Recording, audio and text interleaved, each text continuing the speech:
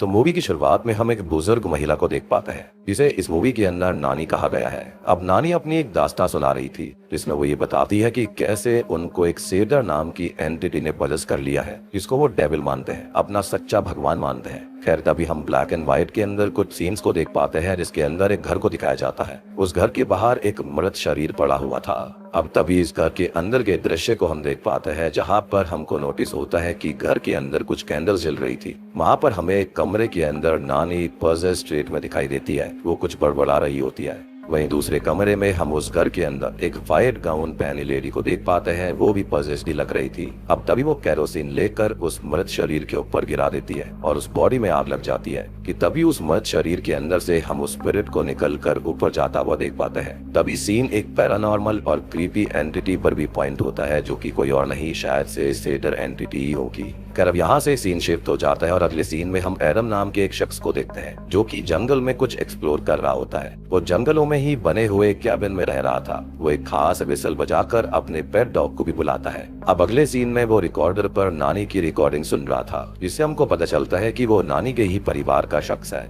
ये वही परिवार है जिसको हमने मूवी की शुरुआत में एक पजल हालत में देखा था। तभी एडम को एक विजन आता है जिसके अंदर वो एक दरवाजे के ऊपर मशाल को जलता देखता है। तभी उसके पेट डॉग के भौंकने से एडम का विजन टूट जाता है और वो प्रेजेंट टाइम में आ जाता है, यानी कि उसको भी यहाँ पर अजीब से विजन आया करते थे जैसे कि नानी के साथ हुआ करता। इसके बाद एडम उस जंगल को फिर से एक्सप्लोर कर रहा होता है और उसको एक अजीब सा लकड़ियों से बना हुआ हट दिखाई देता है। वो उस हट के सामने अपना कैमरा फिक्स करता है जिसके बाद वो वापस अपने कैबिन में आ जाता है जहाँ पर उसे उसका भाई पीट मिलता है जो कि उसके कैबिन में आया हुआ था। अब एडम ने जिस कैमरा को उस हट के सामने लगाया था ना, वो कैमरा ठीक से काम नहीं कर रहा होता। तो पीट जो होता है वो चेक करके ये बताता है कि इस कैमरा का एक कंपोनेंट खराब है। तो पीट अब उसे घर जाकर नाना जी के पुराने कैमरे का कंपोनेंट और कुछ बियर्स लाने के लिए कहता है। अब एडम उसी तरफ जाकर सारा सामान लेने लगता है और वहीं पर पीट नानी से बात कर रहा होता है। उस समय सभी सीन्स ब्लैक एंड व्हाइट में दिखाई दे रहे थे। अब बातचीत के दौरान नानी बताती है कि उनको स्किज़ोफ्रेनिया है, यानी कि उनकी याददाश्त जा रही है। इसी वजह से उन्हें कुछ भी याद नहीं रहता। उन्हें ये तक याद नहीं है कि उनके हस्बैंड की मृत्यु कब हुई थी, लेकिन वो शुक्रगुजार है कि उनके हस्बैंड की मृत्यु के बाद भी उन्हें यहाँ पर रहने दिया गया था। अब पीट और एडम दोनों नानी के ग्रैंडसन ही होते हैं, बावजूद इसके नानी उन्हें भी नहीं पहचान पा रही थी।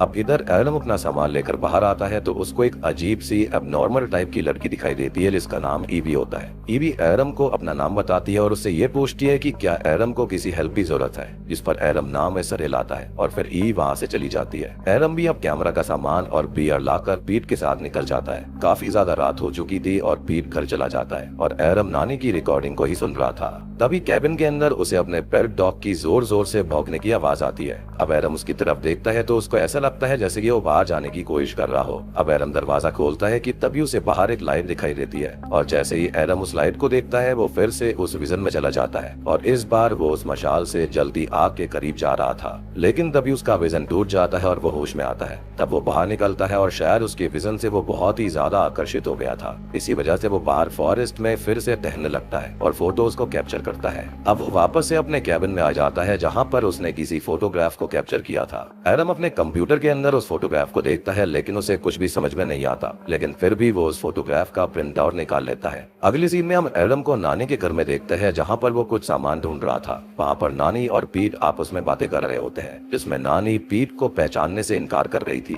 जबकि आखिरी ही दिन पीट उनसे मिलकर गया था। खैर इसमें नानी की कोई भी गलती नहीं थी क्योंकि उनकी याददाश्त बहुत ही कमजोर थी। जब वहाँ पर सेटर का जिक्र होता है तब नानी बताती है कि सेटर उन्हें बहुत सी बातें बताता है जो वो लिख लेती है। सेटर उनके साथ हमेशा रहता है, वो उनको गाइड करता है, ट्रेन करता है, उनसे बात करता है और एक तरह से सेटर उनका गार्डियन है। और नानी ये सारी बातें बताते वक्त कुछ लिख भी रही होती है। वहीं हम दूसरे सीन में एडम को देख पाते हैं जो कि घर के अंदर घूमते टाइम कुछ यादों में खो जाता है जो कि इसी घर से रिलेटेड थी। बाद में पीट एडम को छोड़ने जाता है और वो उन फोटोग्राफ्स के बारे में बात करता है। फिर पीट वहाँ से चला जाता है और एडम भी अपने कैबिन में आ गया था। वो अपने कैबिन में होता है और जब उसे बाहर से विस्परिंग सुनाई देती है वो बाहर आता है तो उसको ईवी खड़ी मिलती है। ईवी अपने हाथ में एक एल्बम लिए खड़ी हुई थी जिसके अंदर एडम की माँ के फोटोग्राफ भी मौजूद होते हैं। अब अपनी माँ की फोटोग्राफ को देखते ही एडम दोबारा से विजन्स में खो जाता है। जब वो विजन से जागता है तब उसे ईवी वहाँ पर नहीं दिखती। अब वो अपने हाथ में लालटेन लिए उस जंगल वाले फोटोग्राफ को खोजना चाहता है और तब उसको वो जंगल वाली फोटोग्राफ नहीं मिलती।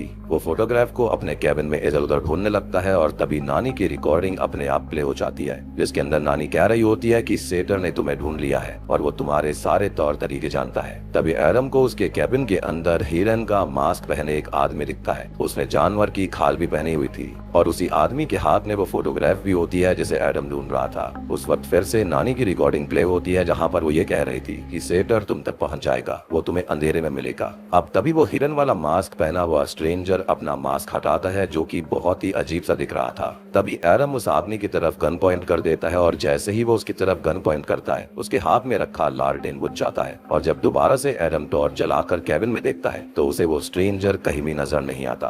अब अगले दिन एडम और पीट जंगल में एडम के पेट डॉग को ढूंढने लगते हैं। वहाँ पर पीट एडम से डेबोरा के बारे में बात करता है और डेबोरा असल में उसी की सिस्टर और नानी के परिवार की ही मेंबर होती है। पीट एडम से कहता है कि उसे लगता है कि उनके नाना जी जिम ने जानबूझकर अपनी जिंदगी सैक्रिफाइस करी थी ताकि सेटर नानी के साथ रह सके और नानी ने ही शायद उनकी माँ के पीछे सेटर को भेजा था और उसके बाद पीट वहाँ से लौट जाता है क्योंकि ये बातें काफी दिनों से अजीब लग रही थी।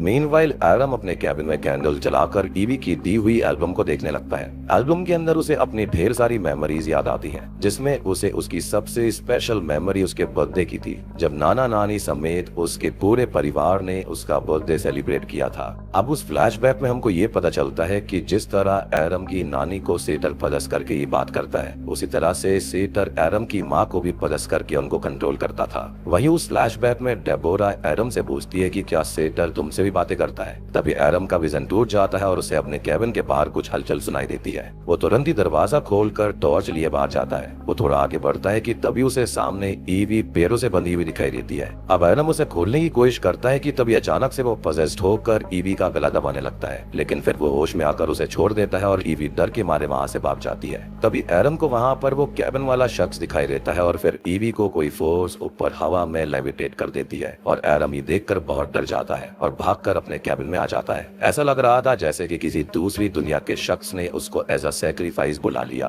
खैर फिर अगले दिन वो कैबिन में हर तरफ कैंडल जलाकर रखता है। फिर वो कैबिन के अंदर अपने लैपटॉप के अंदर उस फोटोग्राफ की ब्राइटनेस को बढ़ाकर चेक करता है तो उसकी हालत खराब हो जाती है। फोटो के अंदर उसे सेटर के 4 चेले नजर आते हैं, यानी कि उसके कल्ट के लोग। वो डर जाता है और समझ जाता है कि कल्ट की ये मेंबर्स उसको ले जाएंगे। अब एडम अपने कैबिन में छुप जाता है कि तभी कैबिन का दरवाजा अपने आप खुलता है और वो 4 कल्ट के मेंबर्स अंदर दाखिल हो जाते हैं। अब एडम वहाँ से भागने की कोशिश करता है और लगभग सुबह होने तक लगातार भागते ही जा रहा था। उसे सामने एक बड़ा सा लेक दिखाई देता है और वहीं उसे सामने मशाल जलती हुई भी दिखाई देती है, बिल्कुल उसी तरह जिस तरह उसे अपने विजन में दिखाई दी थी। वो उस मशाल की तरफ बढ़ने लगता है कि तभी उसे वहाँ पर एक बड़ा सा डेविल दिखता है जो कि सेटर था। वो सेटर बहुत ही ज्यादा भयानक दिख रहा था और अपने नाखून से वो एडम की तरफ इशारा करता है और इसके साथ ही सीन यहीं पर शिफ्ट होता है। अब अगले सीन में हम देखते हैं कि चारों ही तरफ बर्फ पड़ रही थी, यानी कि तगड़ी ठंड का मौसम शुरू हो चुका था। अब एडम के इस गायब हो जाने के बाद में पीट खुद को जिम्मेदार मानने लगता है, जिसके बाद उसे मेंटल इंस्टीट्यूशन के अंदर ही भर्ती करवाया जाता है और उसको यहाँ पर डेबोरा ही लेने जाती है, जो कि वापस आ जाते हैं अपनी नानी के पास में। तभी हमें घर को दिखाया जाता है जहाँ पर डेबोरा नानी से उनके लिखे हुए हैंड राइटिंग और अपनी माँ के बारे में पूछती है कि वो पदस्थी क्या। इसके बाद डेबोरा नानी को कहती है कि पीट बाहर गया हुआ है तो उसे लेने जाना है। अगले सीन में हम डेबोरा और पीट को एक रूम में देखते हैं जहाँ पर दोनों आपस में एडम की ही बातें कर रहे थे।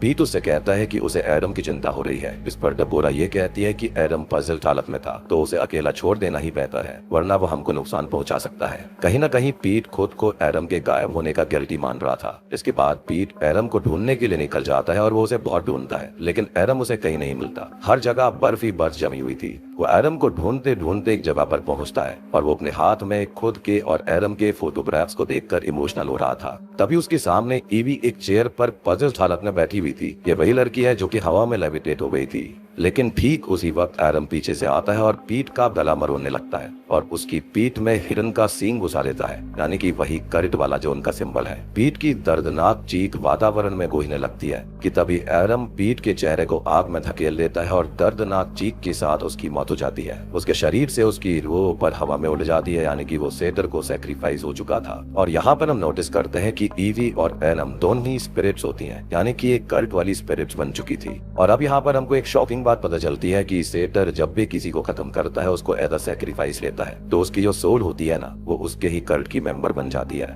और वही अब लोगों को मार रही थी। और अब वो तीनों यानी कि पीट, एरम और ईवी सेटर के कल्ट के मेंबर बन गए थे, यानी कि स्टार्टिंग में और लोग दिखाई दिए थे वो भी ऐसे ही सैक्रिफाइस हुए होंगे। बेसिकली इस जंगल के अंदर सेटर नाम की एंटिटी जो है ना, उसका ही वास है और यहाँ पर जो कोई भी रहने आता है आसपास के इलाके में उन सब की दर्दनाक मौत होती है। खैर अब हम मूवी के एंडिंग सीन में पहुंच चुके हैं, जहाँ पर खाली डेबोरा बची हुई थी। वो एक कमरे के अंदर जाती है जहाँ पर वो अपनी नानी को सफेद कपड़ों में देखती है, मतलब कि वो भी एक स्पिरिट थी। तभी नानी सामने खड़ी हुई किसी लेडी की तरफ बढ़ने लगती है और अचानक गायब हो जाती है। अब डेबोरा जो होती है वो नानी को ढूंढते हुए घर से बाहर आती है और हाथ में उसने एक लालटेन लिया हुआ था, लेकिन नानी उसे कहीं पर भी नहीं मिलती। तभी लालटेन की रोशनी में उसे अपने पीछे एरम खड़ा दिखता है, यानी कि वो एरम की स्पिरिट थी। एरम की स्पिरिट डेबोरा का गला दबाने लगती है और तभी वहाँ पर पीट और ईवी की स्पिरिट भी आ जाती है। वो सब डेबोरा को जिंदा जला देते हैं और चीखते चीखते डेबोरा की भी मौत हो जाती है। यानी कि अब आपको समझ में आया होगा कि स्टार्टिंग में जो नानी के साथ एक लड़की होती है वो उनकी ही बेटी थी,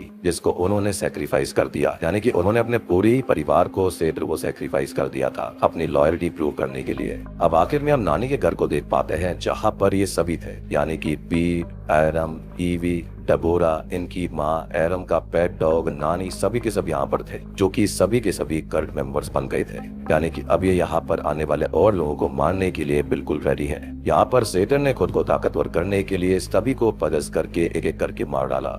इसी के साथ में ये मूवी यहीं पर खत्म हो जाती है। तो दोस्तों ये थी सेटर फिल्म की कहानी। अब सेटर के बारे में एग्जैक्टली देखा जाए तो इसका मतलब होता है सीडर, यानी कि क्रिएटर। तो यहाँ पर ये जो डेविल है ना, वो क्रिएटर बनने की इनडायरेक्टली कोशिश कर रहा था। बात रही यहाँ पर थियरीज के बारे में, तो यहाँ दो थियरीज हो सकती हैं। पहला तो ये कि सेटर ने नानी को पूरी तरह से पदस्थ कर लिया था, जिसके बाद उसने एक एक करके अपने सारे के सारे परिवार वालों को कल्ट का हिस्सा बना दिया। बेसिकली सेटर को ही सैक्रिफाइस कर दिया।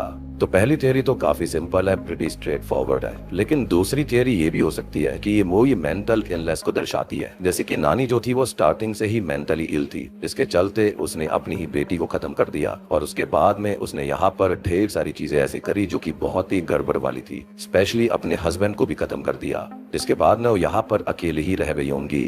एंड माइट भी एंड में जब उसको याद आया होगा कि उसने कैसे कैसे पाप किए हैं, तो उसने खुद को भी खत्म कर लिया। और यहाँ पर ये जो मेंटल इलनेस थी ना, इसके पूरे परिवार के अंदर चल रही थी। तभी हमने नोटिस करा था कि डेबोरा ने यहाँ पर एरम को आइसोलेट कर दिया था कैबिन के अंदर। उसने कहा भी था कि वो काफी डेंजरस है उनके लिए। सो आई बिलीव कि एरम को भी यहाँ पर कुछ न कुछ दिक्कत होगी, और हो भी सकता है कि एरम ने यहाँ पर वाकई में अपनी माँ को ढूंढने के चक्कर में सेटर एंटिटी को बुला लिया था। इसके बाद में इन सभी का सैक्रिफाइस यहाँ पर हो गया, क्योंकि ईवी उसको देखकर काफी डर गई थी। तो हो सकता है कि उसके अंदर का एक बैड साइड बाहर आई होगी, जिसके चलते ऐसा हुआ था।